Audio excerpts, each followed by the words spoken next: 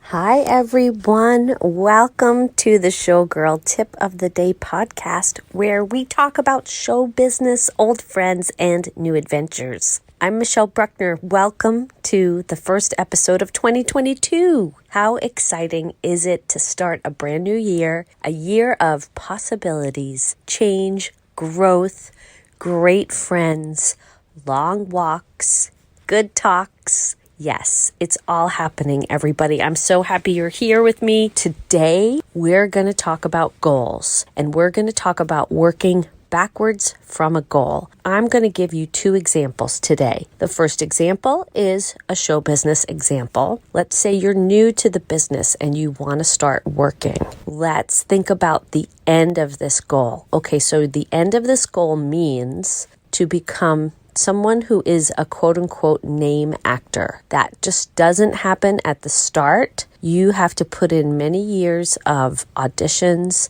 jobs, etc. So let's talk about working from the end. So your end goal, working actor. How does someone become a working actor? You need to audition. So let's work backwards from there. What do you need to audition? You need yourself and a skill set. Your skill set. Can you act? By acting, you can play a character and create believable behavior in imaginary circumstances. This is true for the stage, and this is true for film and TV. Have you had any training? Do you need training to be an actor? No, but having some training, including voice and speech, including some movement training, will just really help you have that confidence and experience so that when you go to auditions and you're asked to read, you can do so with confidence and also do a good job. So let's talk about your materials. Do you have a professional headshot? And by professional, I mean a headshot that captures your casting. If you are someone who doesn't wear a lot of makeup, is just very earthy, you don't want to get a quote-unquote glamour headshot. You want a headshot that will represent you. If you can play a variety of types, let's say your look is a little bit quirky, and you can also play downscale, meaning someone that might be a little shady character in a TV show. You might want to get a few headshots that reflect that. On the other side, if you're someone who can play upscale, you want to have headshots that can show you that you're a very wealthy patron at a gallery, or a judge, or a principal of a high school, or someone in an executive position. So there's all kinds of looks you can get, and just study the headshots of people that you admire. Instagram is a great tool because everyone is posting on Instagram now. Everyone's got an account. You can follow the actors that you really like in television shows. You can also use something called IMDb. It's a website, and you can just type in any actor or any shows, and the bios will pop up. And let's say if you type in someone like my friend Anya, all of Anya's TV and film work will pop up. It's a really good tool. Once you have your headshot, you need to find representation. That is not the easiest thing to do. Do you have any friends with agents? Are there any agents' open calls happening in the city in which you live? There's something called weaudition.com, and it is a service that helps you with auditions and readings. Sometimes casting directors have open calls on those that we audition. I've seen that happen. Now that everyone is doing self-tapes and working basically from home, the world has opened up, and you might even get a Zoom audition. That's pretty exciting, and that's also a brand new thing that's been happening in the last several years. So don't feel discouraged if you don't live near a major market. And by major market, I mean New York, California, Atlanta. Philadelphia is a nice secondary market, so is DC. Boston has a lot of film and TV and theater going on. Seattle has a lot of film and TV going on. My advice is start where you are. Is there a community theater in your town? Is there a theater group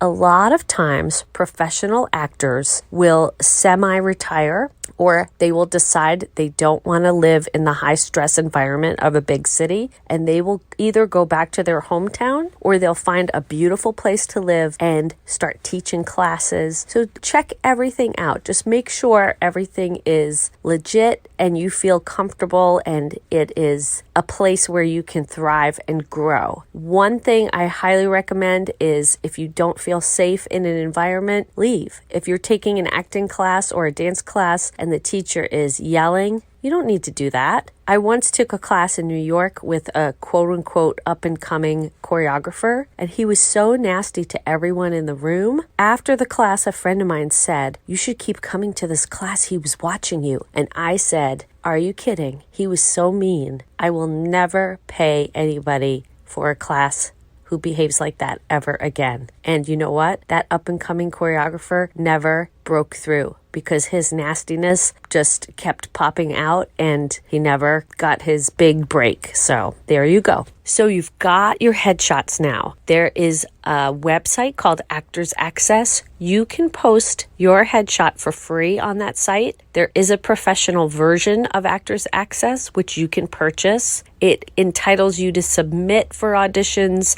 and you do have to pay for every submission if you don't have the paid version. You can also submit directly if you follow audition notices on playbill.com and Backstage. You can submit your own materials. So yes, representation is wonderful. Having an agent to look at all the breakdowns and submit for you is a wonderful thing, but you have to start somewhere. And beginning by being your own manager, your own agent, is a wonderful thing. Now, let's break it down even further. How much time are you devoting to becoming an actor? Are you developing office hours? Even a half hour every day is something. When I was in my 20s, I said to myself, do 3 things every day for your career. And that includes reaching out to people in the industry, taking a class, going to an audition, practicing, having some monologues on hand that you know cold, having some songs ready to go in case someone asks you to sing,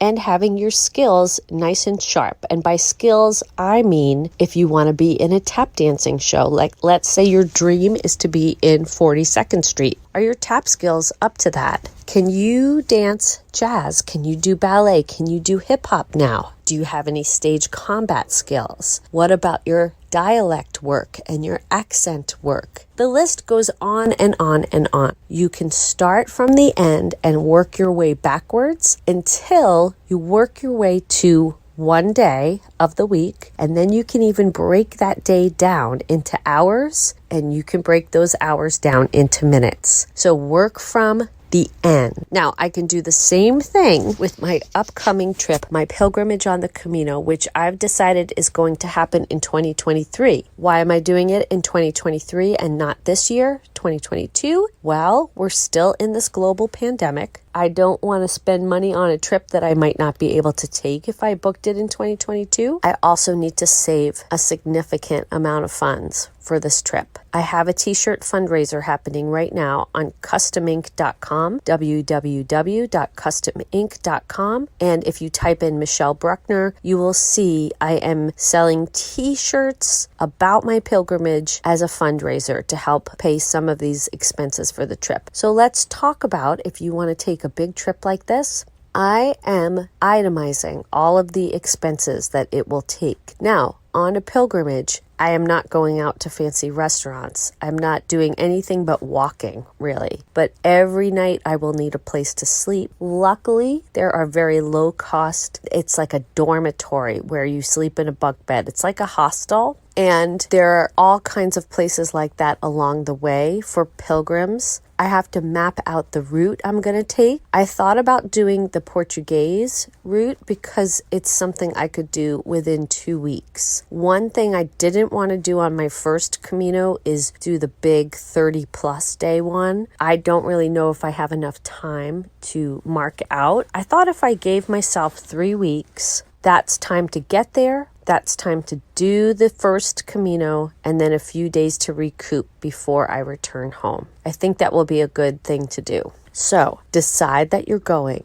Number 1, plan out your time frame. So I'm hoping to go in June of 2023, marking off that time, not accepting any work during that time, making it clear that I will be out of the country during that time period. Then booking a flight, mapping the route, getting the essentials that I need, which is a pack. I'm planning to travel very, very light. So I'm planning to just wear the same clothes, maybe have a change of clothes that you wash in the sink, because that's what the pilgrims do too. They just hand wash everything. You need a pair of shoes that you walk in, walking sticks perhaps, and that's basically it. It's simple, but yet there is some planning involved. I plan to take a small first aid kit too, because blisters are often a problem. And even though I'm no stranger to blisters, I'm sure walking for 8 to 10 hours every day is going to cause a few of them, which is fine. So having something to look forward to is a really important part of life, I feel. Having something to hope for and dream is something that I love the most about both show business and life. One of the things that really helps me as an actor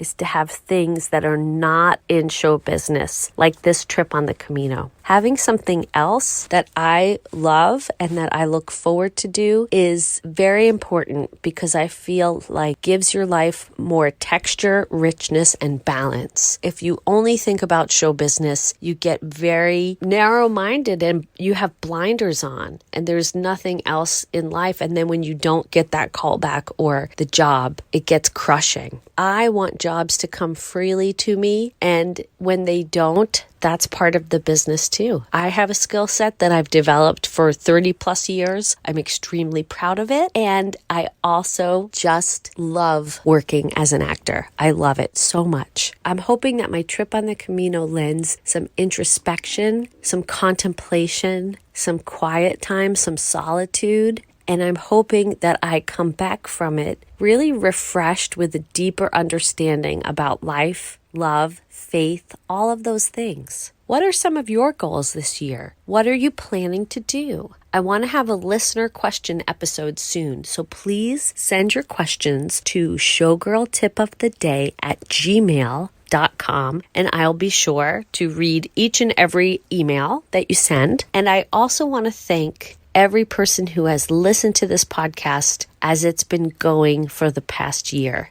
Next week's episode, we have casting director Michael Casara. He was so generous with his time. We had a lovely conversation. I can't wait for you to hear the episode. Thank you for listening, everybody. I hope you're well. Have a wonderful January. Stay nice and cozy warm if you're in a cold place. And I will see you next week with casting director Michael Casara. The Showgirl Tip of the Day podcast has original music composed by Joshua Holloway.